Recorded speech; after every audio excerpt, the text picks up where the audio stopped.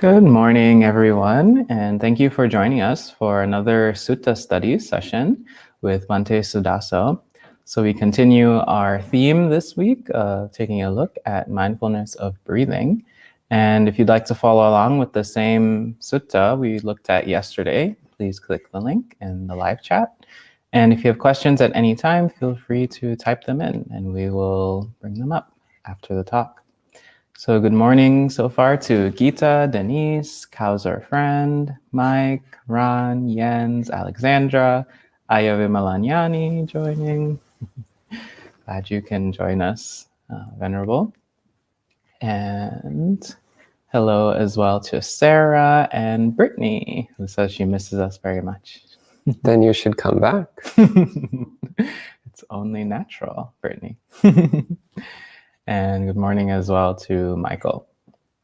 So at this time, I'll pass things over to Bhante Suddhaso for this morning's Sutta study. Okay. Namo tassa bhagavato arahato samma sambuddhassa. Namo tassa bhagavato arahato samma sambuddhassa. Namo tassa bhagavato arahato samma sambuddhassa. Buddhaṃ dhammāṃ saṅghāṃ namasāmi. Good morning, friends, and good evening. I am Vimalanyani. Happy to see you joining in.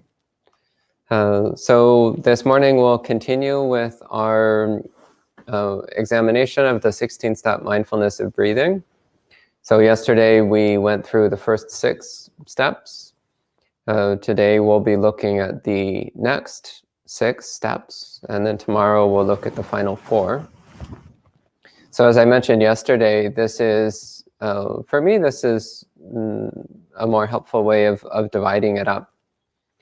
So the first 6 are on body, the next 6 are on mind, and then the last 4 are on insight. So this is the way that I like to relate to these 16 steps. So just a brief refresher from yesterday, the first 6 steps. The first 2 are just to know the breath, to know the shape of one's breathing. So starting with a relatively coarse level of awareness. Just starting by bringing attention to one's breathing, whether it's long or it's short. And as I mentioned yesterday, the first 2 steps, the Buddha just uses the verb pajanati. So pajanati means to know or to understand. So with the first 2 steps of the 16-step meditation, one is just knowing one's breathing, understanding one's breathing. So just being aware of the breathing, however it is, whether it's long or short, deep or shallow, fast or slow, just to know it as it is without trying to make it be one way or another, and without making any problem out of it. So if your breathing is short and fast and shallow, that's okay. That's just what it is sometimes. If it's long and deep and slow, well, that's okay. That's just how it is sometimes. Then as one starts to get some experience of the breathing, then the next step is sabakaya patisangvedi sikkati. So here, again, the verb changes from pajanati to sikkati. So sikkati means to train oneself. And so for the rest of the steps, one is training oneself in developing some particular experience. So sabakaya patisangvedi is to feel the whole body, to be completely aware of the entire body. So sabakaya patisangvedi sikkati. So as one breathes in, one tries to feel one's entire body, developing this sharp, clear awareness of the entire body. And as you breathe out, feeling your entire body. Then the 4th step, pasambayang kaya sankharang sikkati.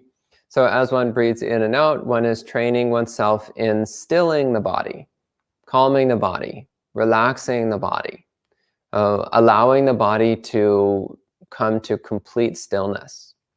So stilling all physical activity, all movement of body, even the little subtle micro movements that we tend to engage in when we think we're sitting still. We're trying to let the body be as still as a statue. One of the visiting teachers we've had in the past, oh, my mind is blanking on her name. The Pure Land Bhikshuni? Venerable Wuling. Venerable Wuling, right. Somebody asked Venerable Wuling, is it okay to move during sitting meditation? And she said, oh, yes, it's fine. You can move just as much as he does. So that's what we're moving towards, to sit as still as a Buddha statue. So that's this fourth step. So as you breathe in, stilling the body, stilling all physical activity.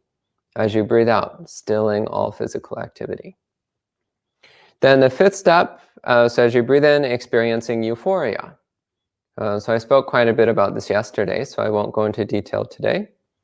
So just reminding, again, as you breathe in, building up this feeling of euphoric pleasantness all throughout the body. And as you breathe out, building up that feeling of euphoria. And sukha patisangvedi, the next one.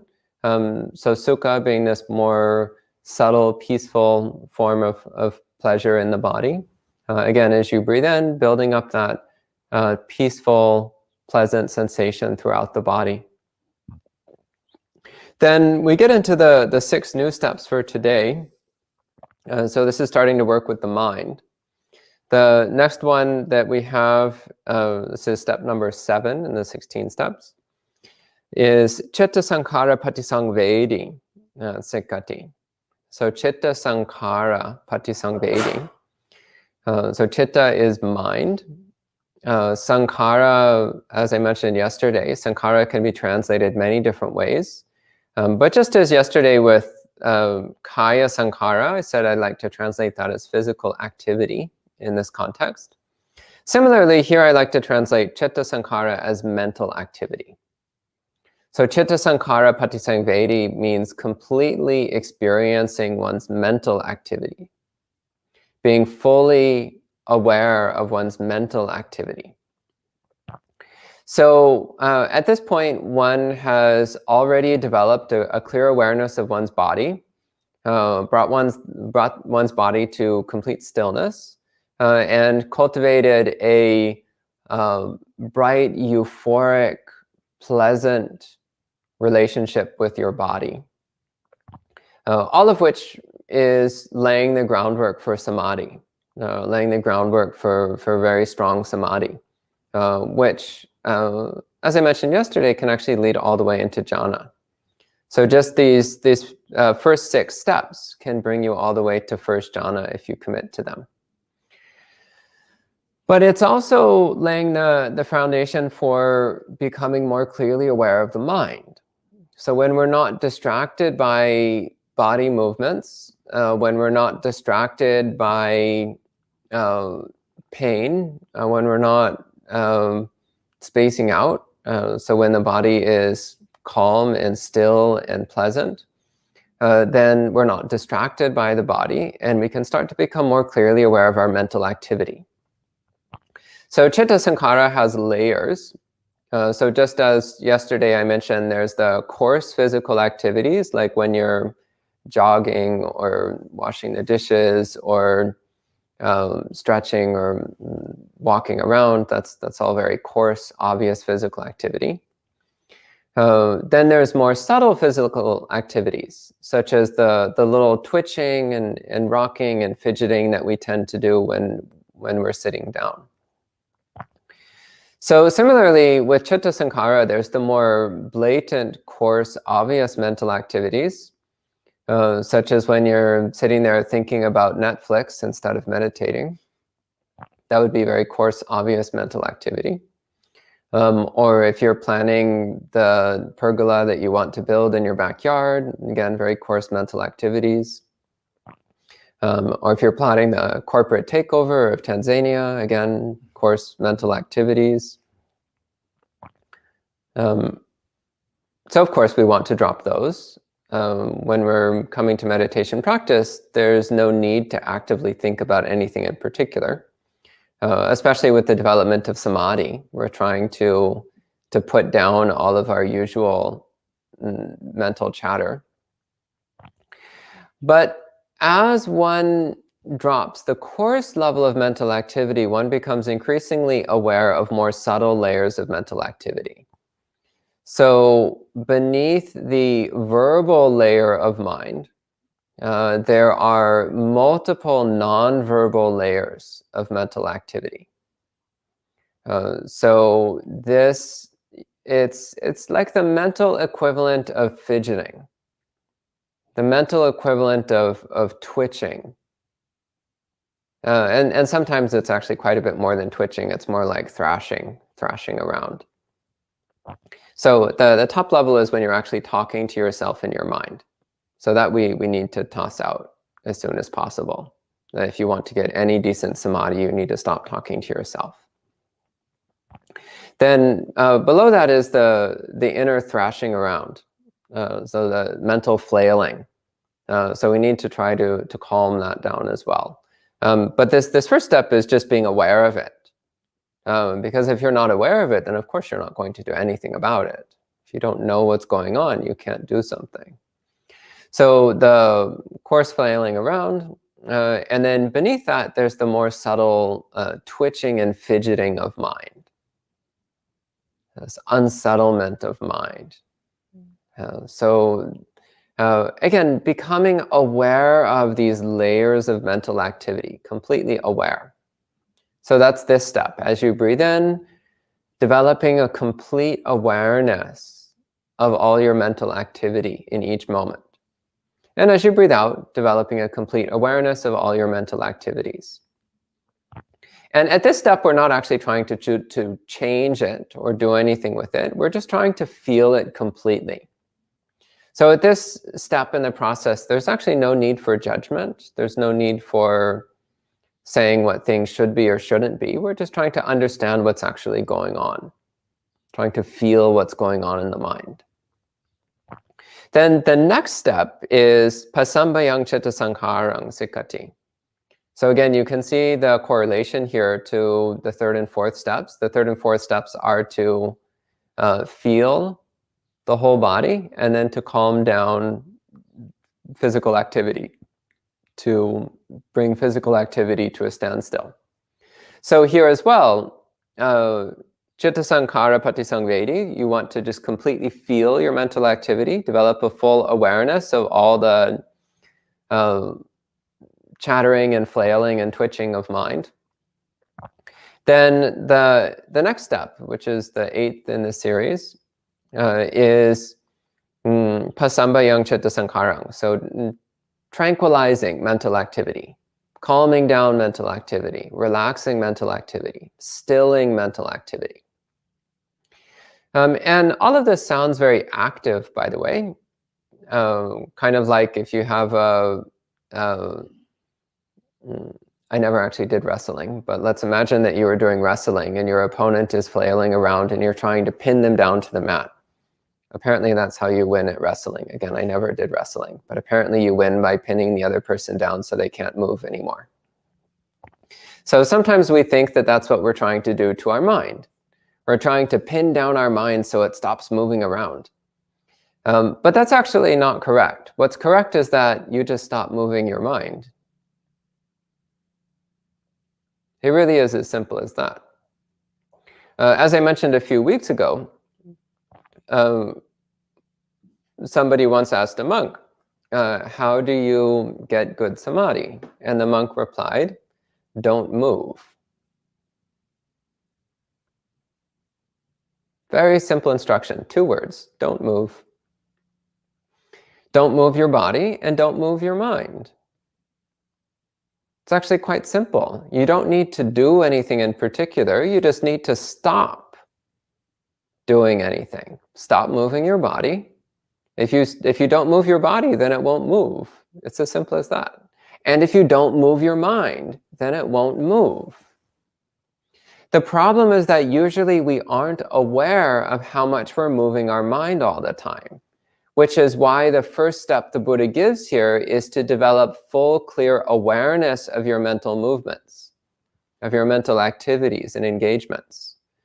Because once you're aware of how much you're moving your mind all the time, then you become aware that you're capable of stopping, that you're capable of letting go. You're capable of not moving the mind. So as you breathe in, stilling all mental activity. As you breathe out, stilling all mental activity. And as I mentioned earlier, this normally goes in layers. So it's kind of like as you breathe in, you're shaving off the coarsest layer of mental activity. As you breathe out, you're shaving off the next layer of mental activity. Breathing in, shaving off another layer of mental activity. Breathing out, shaving off another layer of mental activity. A bit like using a hand planer on a block of wood. For those of you who have any experience with hand carving wood, anyone other than me hand carving wood? Anyone? Ah, Ayasui-chana, great. We'll have some work for you later. Kidding. Or am I? No, kidding. So with a hand planer, basically it's a knife blade in a container that keeps it at a very, very slight angle, so that as you rub it along the surface of a piece of wood, it just carves off one thin layer. And you move it back and forth, and it just keeps carving off one thin layer after another. I guess a little bit like a bread slicing machine. Not that I've ever used a bread slicing machine. So that's one way of relating to this, is we're just carving off one layer of mental activity after another. So we're trying to bring the mind to stillness. And all you have to do is to stop moving your mind. So I spend a lot of time talking about samadhi, which is ridiculous because samadhi is the simplest thing in the world. It's difficult, but it's not complicated. So it's simple in concept, difficult only in application. So just don't move your mind, and the mind will be still. That's really all there is to it. But by using the breath as an anchor, by using the breath as a movement which helps to remind us of what we're trying to do, then that can be helpful. So again, this image of breathing in, shaving off one layer of mental activity, breathing out, shaving off one layer of mental activity. That might be helpful. Then the next step, the next one is Chitta Patisangvedi Sikati. So notice there's a distinction here. So before we said Chitta Sankhara Patisangvedi, so being aware of the mental activities. Here it's simply Chitta Patisangvedi, so feeling the mind. So this is not the activities of mind, but the mind itself. So one image which I find useful for this is movie theaters. I haven't been to a movie theater in a while, so I don't know if the technology has advanced since then. But movie theaters at least used to work that you had a big blank white screen. And they would project light onto that big blank white screen. Does it still work that way? Who's been to a movie theater recently? Yeah, more or less? Okay. So you have a big blank white screen, and they're projecting light, colored light onto that screen to create the image of a movie. So in this metaphor then, the colored light projected is chitta sankhara, mental activities. The projector screen itself is chitta. That's the mind, the surface of the mind. Onto which images appear, in which sankharas, so mental activities, come and go. So with Chitta Patisangvedi, we're turning attention to the feeling of the mind itself. So feeling the mind, the fabric of the mind. So not fixating on the objects and activities of mind, not fixating on the thoughts and movements of the mind, but paying attention to the mind itself, the quality of mind, the feeling of mind beneath the activities, apart from the activities.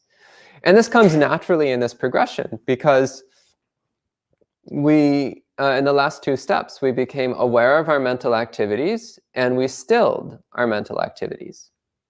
So what's left? When you remove the chitta sankharas, then there's just chitta. When you remove the mental activities, then you can start to become aware of what the mind is apart from activities.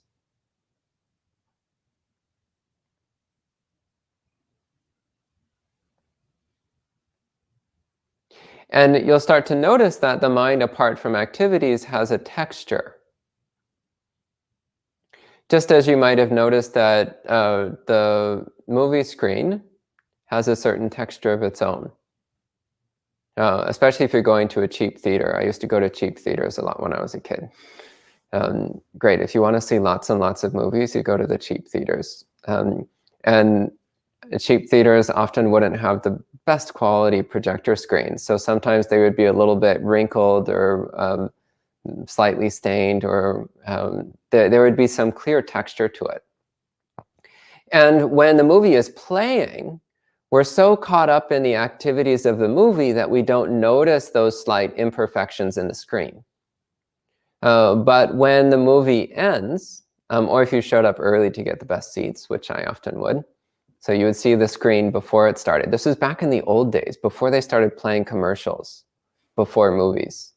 I remember when that happened, the first time I went to a movie theater and they were playing commercials before the movie started, I was like, what is this nightmare? Why have they corrupted the only source of happiness in my life? Anyway, so you either get there early or you stay late, and you'll see the screen, and you start to realize those imperfections of the screen were there all along. You just weren't recognizing it because you were so caught up in the activities being projected on the screen, the movie being projected on the movie screen. So here we're starting to become aware of the texture of the mind. And the texture of the mind, of course, is constantly changing, just like everything else. Chitta is also anicca. The mind is also impermanent.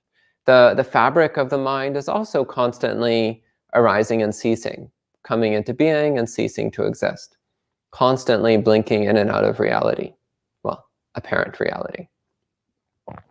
So starting to get some familiarity with the texture of the mind. And also, just as the texture of the movie screen will to some degree influence and distort the image that's projected on it, then also the texture of the mind influences and distorts our experiences. So as a dosa charita, a hate type, I know exactly how this feels like, because very often I wake up in the morning and my projector screen is distorted into the hate configuration. So everything I experience is experienced as tainted with this faint red haze of aversion. So I wake up and I'm like, I hate this, I hate this. And I go into the bathroom, I hate this, I hate this. I go down to have some tea, I hate this. Well, actually the tea's kind of nice, but I hate this. Then I go into the meditation hall, I hate this, I hate this. And what's actually going on there? The fabric of the mind has been warped into this dosa shape, this aversion shape. And therefore, all of the activities of mind carry that aversion shape. They carry that distortion. And everything that I perceive, all of the activities of mind and engagements of mind also are distorted into that aversion shape. So becoming aware of the fabric of the mind, we become aware of how the shifting texture of the mind then alters and distorts our experience of reality. And by becoming aware of that, then we are no longer controlled by it. When you see it for what it is, then it no longer controls you. You're no longer fooled by it.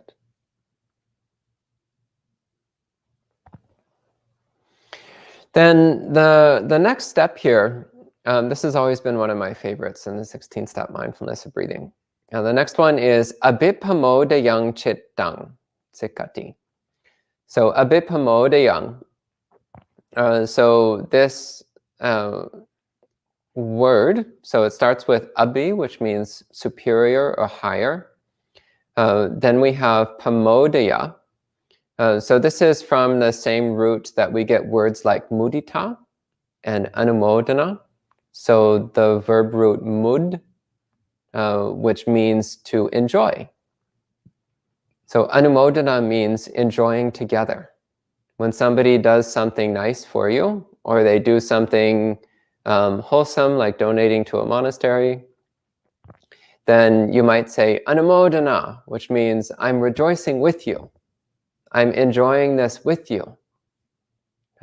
So we often in Buddhism, we instead of saying thank you if someone does something nice, instead we say anumodana, which means I'm rejoicing with you because you just did something really good. You just did something wholesome. So I'm rejoicing together with you. I'm enjoying this experience together with you. And mudita similarly means joyfulness or enjoyment, mutual enjoyment. So non-selfish enjoyment. So abhipamodayang chittang then means bringing the mind to a higher state of enjoyment, to a higher state of joy. So one way of translating this then is, as I breathe in, I will enjoy the mind. Or enjoying the mind, I breathe in. Enjoying the mind, I breathe out. Enjoying the mind, I breathe in. Enjoying the mind, I breathe out.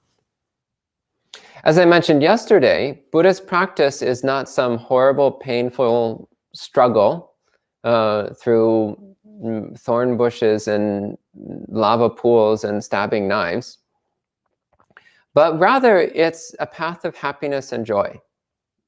It's a path of ever-increasing bliss. So nowhere in the suttas am I aware of where the Buddha says, you must suffer. You must painfully struggle your way towards awakening. He doesn't say that anywhere. There are a couple suttas where he says it is better to struggle painfully towards awakening than not to practice at all. He does say that in some suttas. But he also says that it's better to practice in a joyful way. So, enjoying the mind, I breathe in. Enjoying the mind, I breathe out.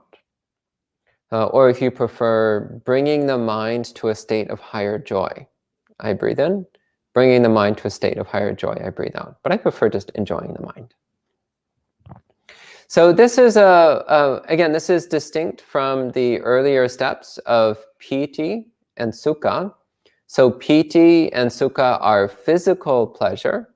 So experiencing physical euphoria and physical pleasure as you breathe in and out. So here with abhipamodayang chittang, we're talking about a mental experience. So the enjoyment in the mind, the enjoyment of the mind.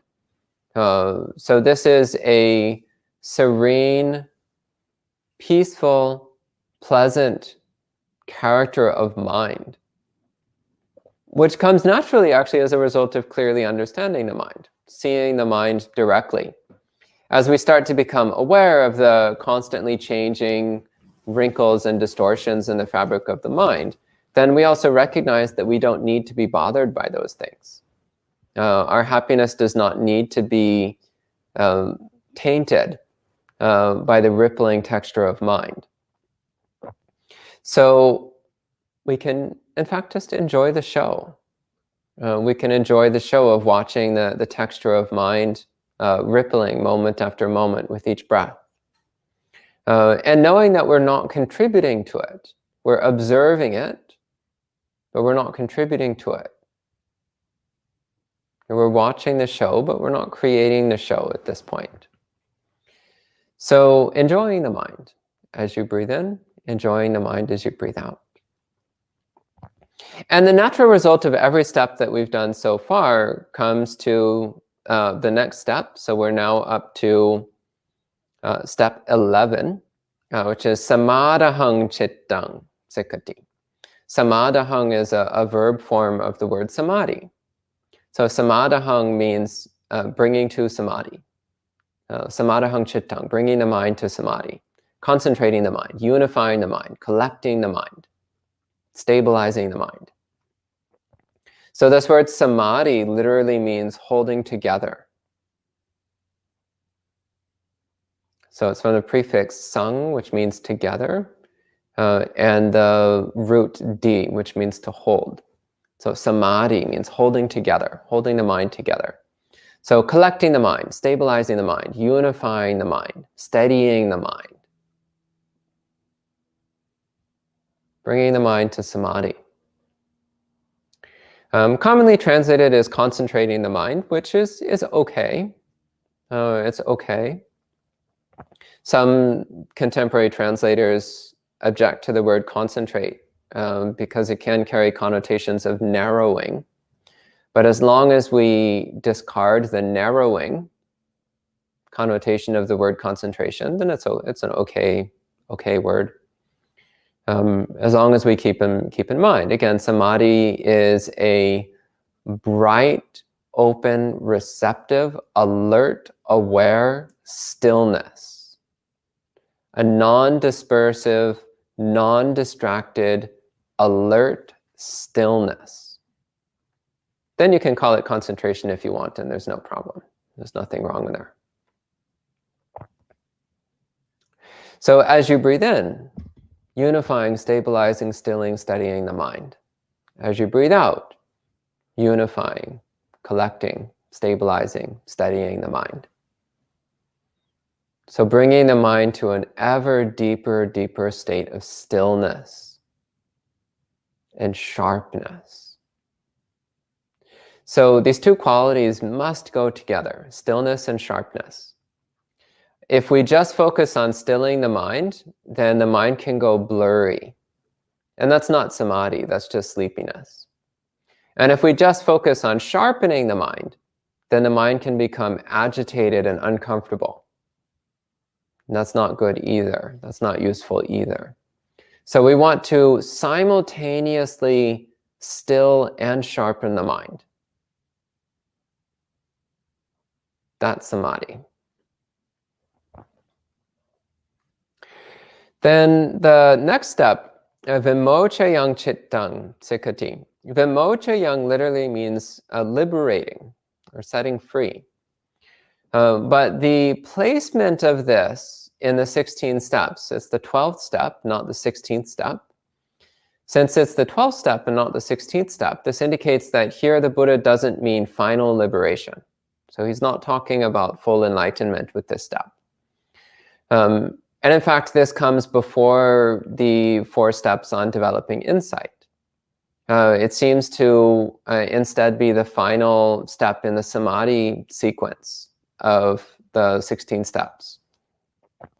So one explanation I've heard for this is that it's talking about liberating the mind from the hindrances. So it's liberating the mind from interest in sensuality, liberating the mind from aversion, liberating the mind from dullness, liberating the mind from restlessness, liberating the mind from skepticism. So liberating the mind from the coarser manifestations of defilement. And this is actually natural as one samadhi grows. In order to get into deep stages of samadhi, one must relinquish the 5 hindrances. One must relinquish one's interest in sensual experiences. Because as long as you're interested in sensual experiences, then your mind will not be contented enough in order to fully collect together and stabilize in samadhi. And as long as you're irritated by things and hating things, then your mind will not stabilize into full samadhi. As long as you're sleepy, your mind won't be sharp enough to stabilize into full samadhi. As long as you're agitated, your mind will not be peaceful enough to stabilize into full samadhi. And as long as you're skeptical and doubtful about the Buddha's teachings and practices, well, realistically, you're probably not going to be meditating in the first place. Or if you are meditating, you're going to be sitting there and wondering if you're just wasting your time. Maybe you should be doing something more interesting. There's lots of more interesting things to do than to sit there paying attention to your breathing, after all. So as long as the mind is caught in one or more of the 5 hindrances, then samadhi will never become strong. You can get some surface level samadhi, but will never get strong. So as you focus on removing the 5 hindrances, then your samadhi will get stronger and deeper. And also, as your samadhi gets stronger and deeper, then the 5 hindrances become weaker. They have less hold on the mind. So these work together. And so as I see it, then the culmination of these 12 steps, so samadhahang chittang and vimochayang chittang, so concentrating the mind, samadhiing the mind, and freeing the mind, this then is where we're finally getting to jhana. This is when we're finally getting into the state where the mind is free of the hindrances and is completely stabilized, steadied, and sharpened. And of course, what's there to do once the mind has entered jhana? One develops insight. That's what one does next. And that's what we're going to be talking about tomorrow morning. So with the next 4 steps, the final 4 steps of the 16-step mindfulness of breathing, then we get into the development of liberating wisdom, the wisdom that leads to full awakening. So I think that covers everything I wanted to talk about this morning. So at this time, if you have any questions, I'll go ahead and answer some questions. Thank you.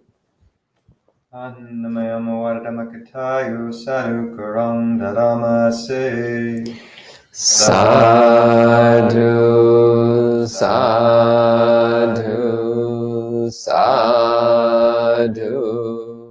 Anumodami.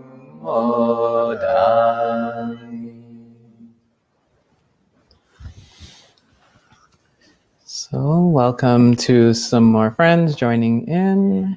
Hello to Melissa, Anita, Amaranta, Joy, Michael, Richard, Manjula, Gianna, and all the other viewers who've joined in since we began. And again, at this time, if you have any questions or comments, feel free to type them in. We do have one question on Instagram from EDM Fever, who asks, how do we achieve experiencing chitta, experiencing the mind? Well, as I mentioned a few minutes ago, the necessary prerequisite is to reduce your mental activity. Because if you have a lot of mental activity going on, it will be very difficult to feel the more subtle texture of mind. It's possible. It's possible even through mental activity to start to perceive the nature of mind, the texture of mind, but it's difficult. It's much easier if you've already reduced or eliminated the coarse mental activities. Then it's much easier to perceive the texture of mind directly. Okay. And Gita. I should also say that listening to EDM will probably make this more difficult. I know it's a lot of fun. I used to be a teenager too a long time ago. But just because it's fun does not mean it's going to help you attain enlightenment. Unless you just have an old screen name that you haven't changed. That's also possible. And Gita has much gratitude and says, it's absolutely incredible that you're teaching us one of the most important suttas in the morning, and that Tanisaba is teaching in the evening, the same sutta. And Jens had a question, which you answered along the way, he said. And Anita says, when feeling the texture of chitta, is it okay to let awareness go to the sound of silence? I haven't actually been talking about the sound of silence at all. So the way that I'm speaking about this practice, then I would say no. I would say no. Don't changing your meditation object midstream like this is not good for samadhi. And when you're all the way up to step 9, then yeah, changing objects is probably not going to do you a whole lot of good. If there is peripheral awareness of the sound of silence, of course, that's fine, but I wouldn't necessarily recommend turning your attention towards it. And that's part of the field of experience. I mean, I'm aware of it right now.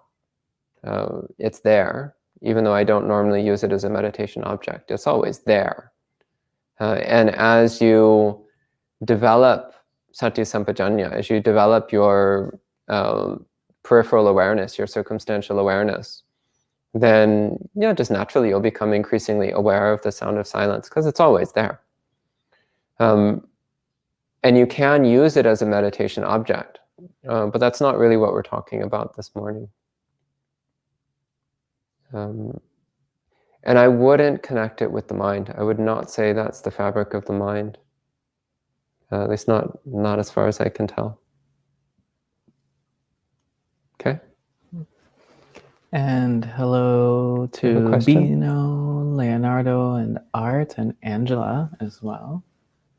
And we have a live question. Oh, we were just saying they said hello. Oh, yes. I was wondering if you were good at asking another question.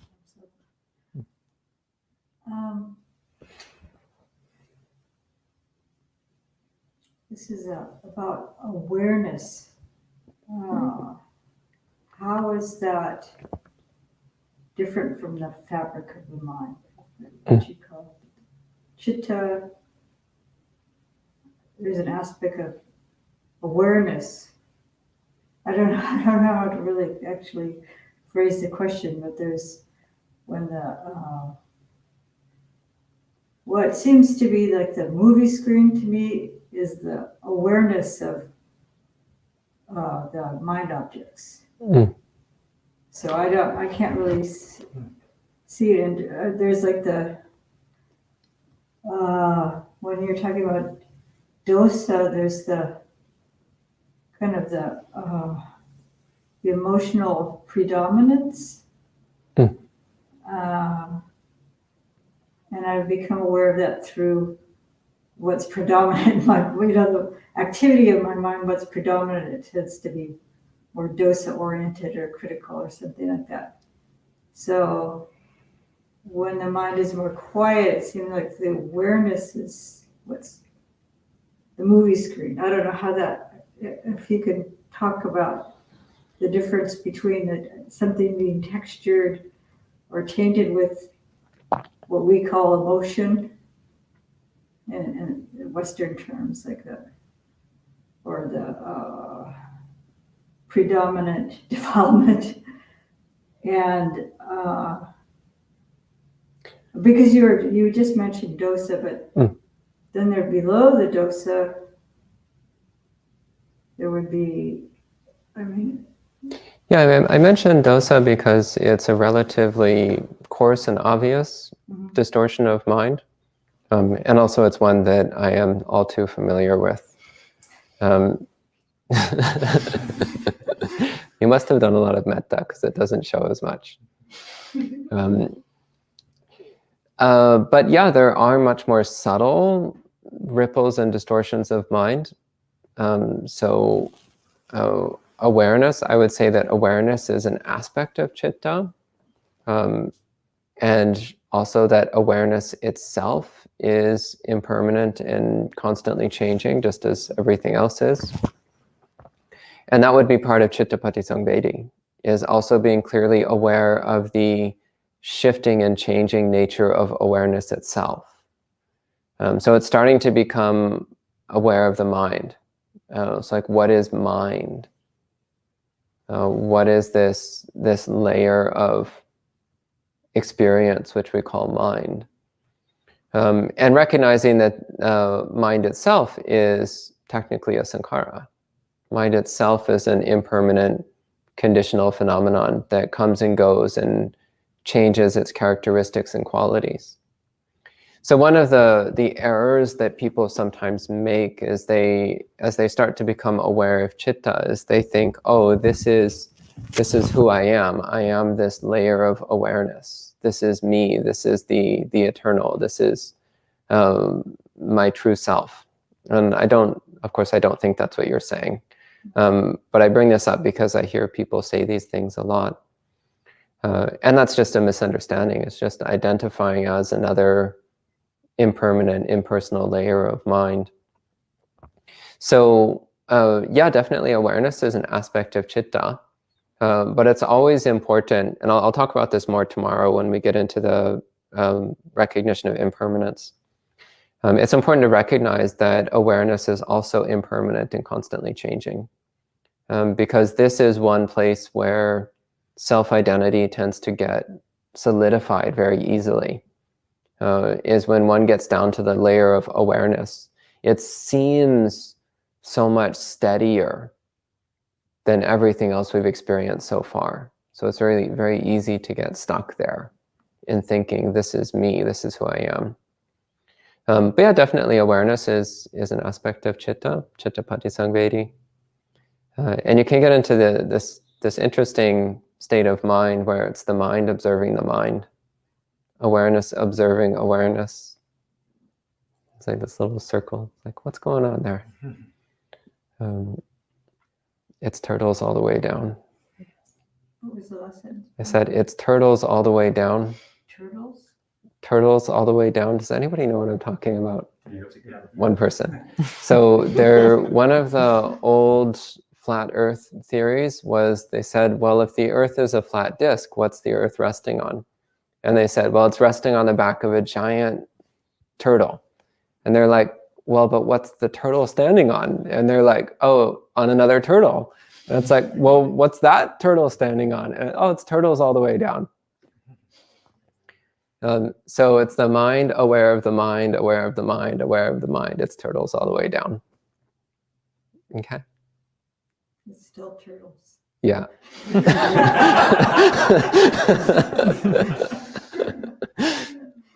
Any other questions?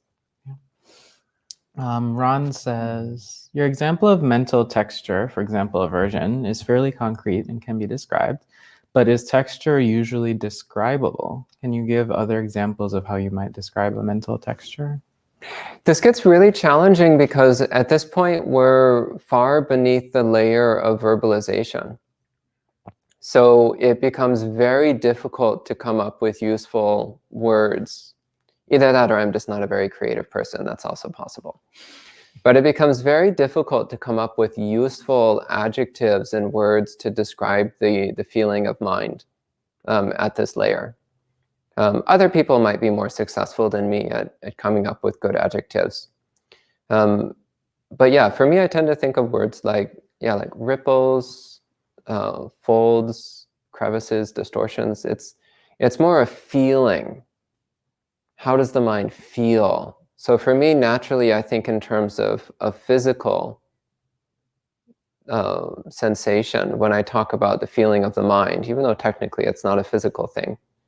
For some reason, I tend to use physical adjectives when I think about the texture of mind.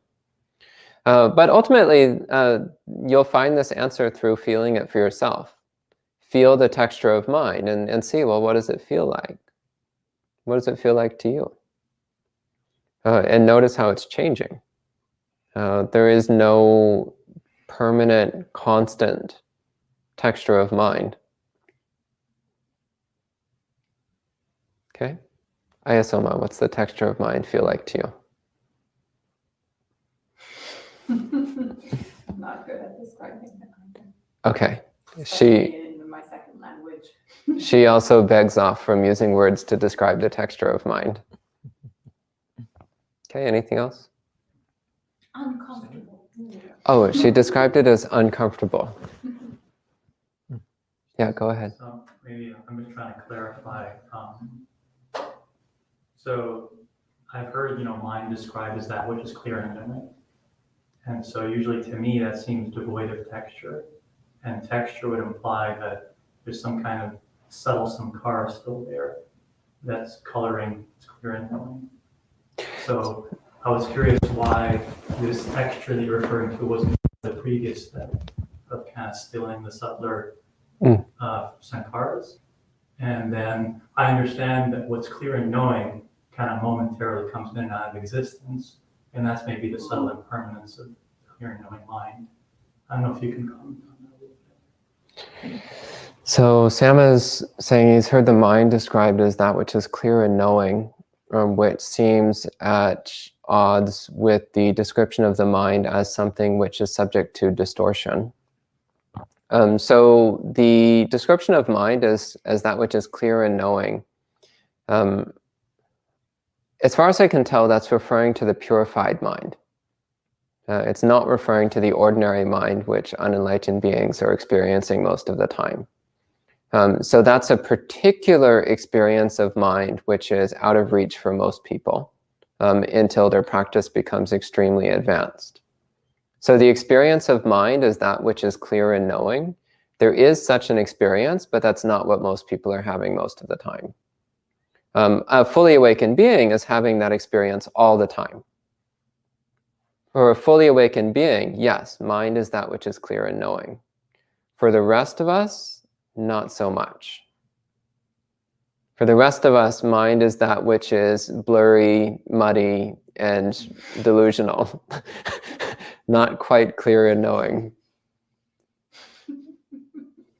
Does that help? Yeah, and I guess the question then is that texture that you're referring to in the mind, then, why wasn't that part of the sankharas that are being tranquilized in the previous step, I guess? I think it blurs together at the edges. I think that's part of the structure of these 16 steps is, especially the first 12 steps, just kind of seem to just naturally flow together, which means that the lines between them is not quite so sharply defined as one might want. So actually, I think it's natural that as one gets to the more subtle layers of chitta sankhara, then one starts to become aware of the more coarse layers of chitta itself. And where do you draw the line between chitta sankhara and chitta? Actually, some teachers would argue that there is no line, that it's an artificial distinction that we make just in order to give us something to work with. And I think there's some validity to that perspective. And there's also validity to the subdividing approach. So technically, you can say there's no distinctions between anything, and all distinctions are inventions of delusional minds. You can say that. But then what are you going to do? So the Buddha subdivided things into categories to help give us frameworks to come to understand reality better. So of course the frameworks are somewhat arbitrary and meaningless in and of themselves, but they're useful because they help us get a better understanding of things. So what's the difference between chitta sankhara and chitta? Well, ultimately, this is a question that you're going to have to explore for yourself in your own experience. And I think what you'll find is that the closer you look, the blurrier the line gets. And that's okay, because we're not trying to draw sharp lines through reality. We're trying to see what's underneath the lines. Does that help at all? Okay. And on Instagram, Kunal just says, Venerable, please pray the Ratana Sutta for India to fight the pandemic. This evening we'll chant the Ratana Sutta for India. Thank you for the recommendation.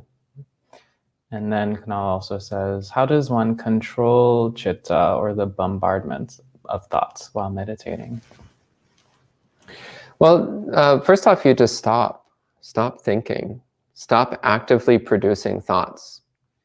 So a lot of the mental noise that we're experiencing is echoes of past mental activity. And those echoes, you can't really do anything about them except just to patiently wait for them to die out on their own. What we can do is we can stop putting more noise in the mind. So stop producing noise with the mind and patiently wait for the old noise to fade away. That's what you can do. Okay? And a short follow-up would be, in Chitta Patisangvedi, does that refer to elimination of evil thoughts or unwholesome thoughts? No, at Chitta Patisangvedi, we're just aware of the mind, whatever it is. Yeah. And on YouTube, Melissa says, very grateful for the talk. I get torn between action and non-action, especially when I see people hurting the earth, for example. So I can't balance my attention well because I feel anger. So I have a hard time finding the delicate way to decide whether to interact or not, especially when I'm trying to meditate. When you're meditating, just meditate. Don't worry about the world when you're meditating. The world's going straight to hell anyway.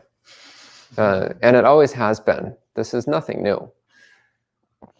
So when you're meditating, don't worry about saving the world. Just focus on purifying your mind.